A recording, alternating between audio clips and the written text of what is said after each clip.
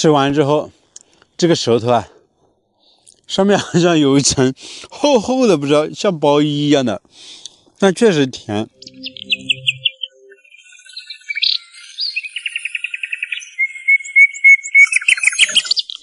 大家好，我是石头。今天我们又来到湘西的大山里面，继续给大家分享山里的闲置房。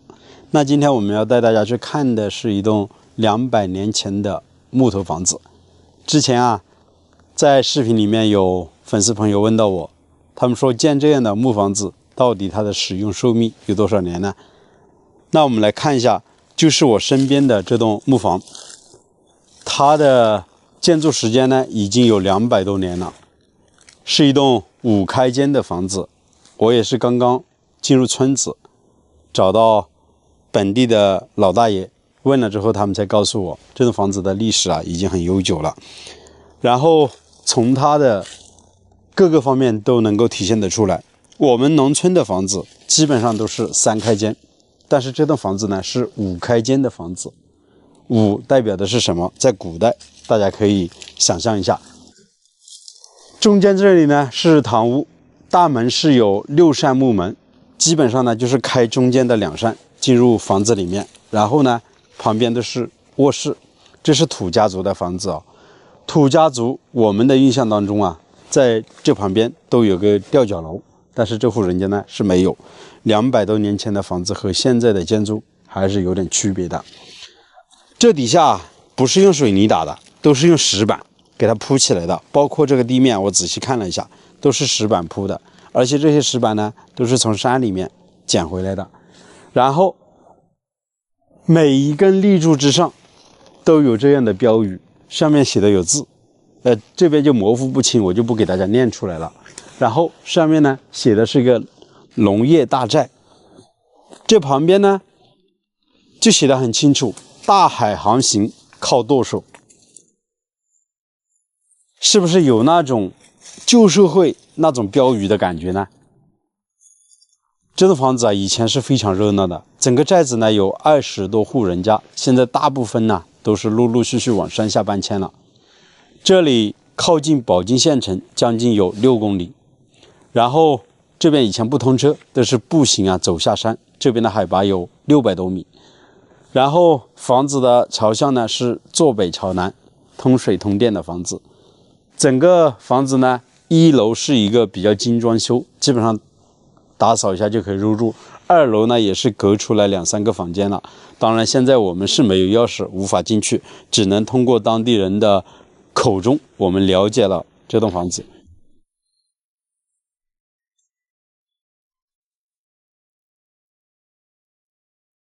每根柱子之上都写的有这样的类似于对联吧，艰苦奋斗，勤俭建国。这旁边呢是一个储物柜，以前农村里面储藏粮食的，这是一个粮仓，占用了差不多整个房间吧。所以说这栋房子啊，以前住的人是非常多，他们家的田土也是很多的。我记得走了很多这样村寨的地方，大部分的这个粮仓是没有这么大的，但是他们家的粮仓是非常大。然后这一间呢，现在整个木墙板已经看不到了，因为年久失修，没人在这边住。房子呢还是有点破损，旁边的这个是他们家的发粪池，上面的这个发粪池的这个砖墙什么也看不到了，只剩下了一个基础的一个模样在这边。然后大家也可以看一下，为什么说房子老和房子新有区别呢？它底下的这个垫脚石是非常规整非常大的。一般以前我们湘西这边的房子啊，农村的房子，它的这个垫脚石呢都会做得很简单，不会有这么大的石头。像这样的房子呢，大部分都是地主人家，地主人家他才有钱去建这么好的房子，才会在每一个地方都做得很仔细。大家有认识这个吗？在我们这边是叫做打谷机，以前打稻谷用的，人用脚踩在这边，这个呢是一个装在这里一个滚轮，然后稻谷呢就放在上面，这样子敲打，然后稻粒呢就掉在这个桶子里面。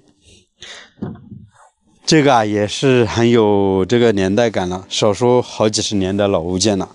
然后这边呢还有一个农村的木梯，看这个木梯大概长有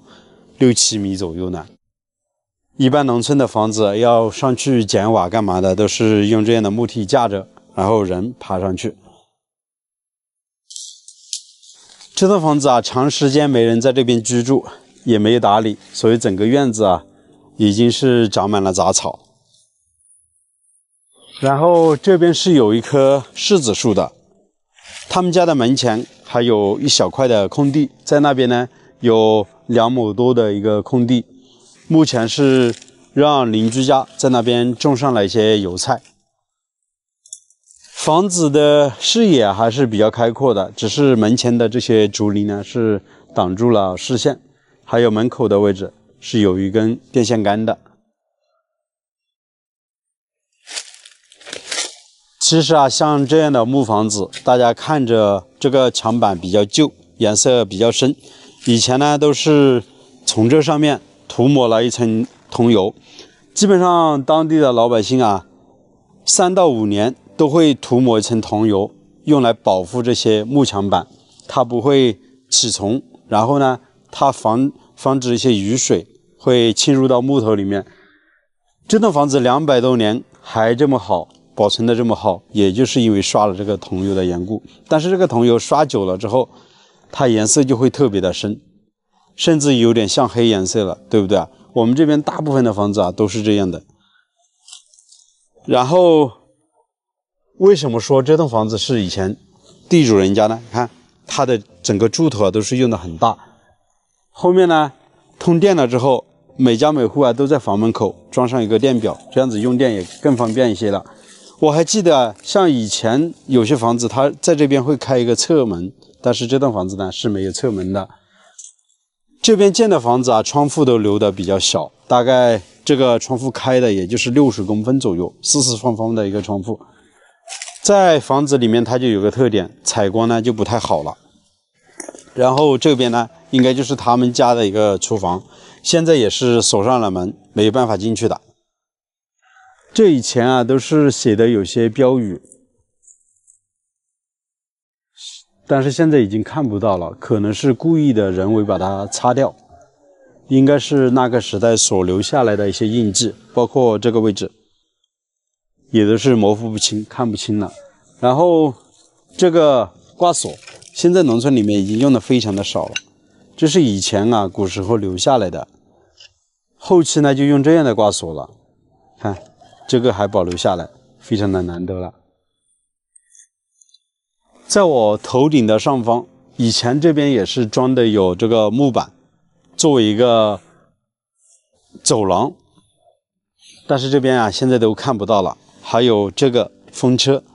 以前打稻谷回来会用这个风车吹一遍，是人力摇的，应该摇手的位置是在那边。这个我们小时候见的比较多，因为我老家呢也是农村里面的，以前小时候就在农村里面长大。然后这栋房子你看这些立柱都已经起了这些绿苔，所以雨水还是会往这边渗透进去的。这边的视野就非常的开阔了，大家也可以看一下，这底下呢就是保靖县的县城，因为这边海拔高如果门前没有这些大树挡住的话，是可以看到整个县城的房子，地势很高，他们家的外面还有好几块地呢，还挺宽的。这边已经种上了油菜，我记得我们在江边改造的那栋房子旁边的油菜已经长了老高了，但是这边呢还很低矮，说明这边的这个环境整个温度还是挺低的。因为温度低这个油菜很难长得起来，它整个生育期会长那么一段时间。我发现了一个好东西，走下去我们看一下，就是这棵树上有很多果子，现在看不清是什么果，我们走下去看，地下好像掉了很多，感觉有点像那个野生的梨子，又有点像柿子，但是柿子呢应该比这个大一些。我们还是走下去看一下。门前大树很多，到夏天这边也是非常凉快的。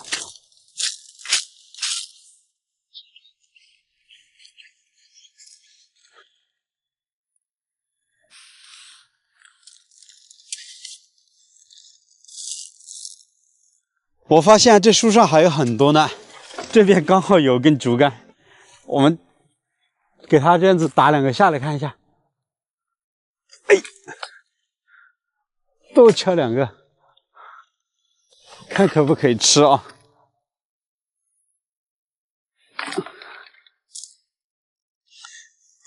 哎呦，看一下，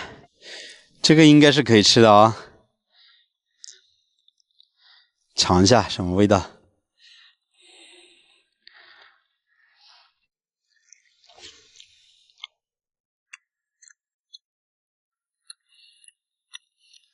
甜，有点夹口。啊，吃完之后，这个舌头啊，上面好像有一层厚厚的，不知道像包衣一样的，但确实甜。视频的最后啊，石头也想问大家，如果身后的这栋房子愿意出租，那你愿意过来居住吗？朋友们，200多年前的房子，历经沧桑，肯定啊很多故事。好了，那这期的视频啊就为大家分享到这里，我是石头，喜欢的请记得点个订阅，我们下期视频再见，拜拜。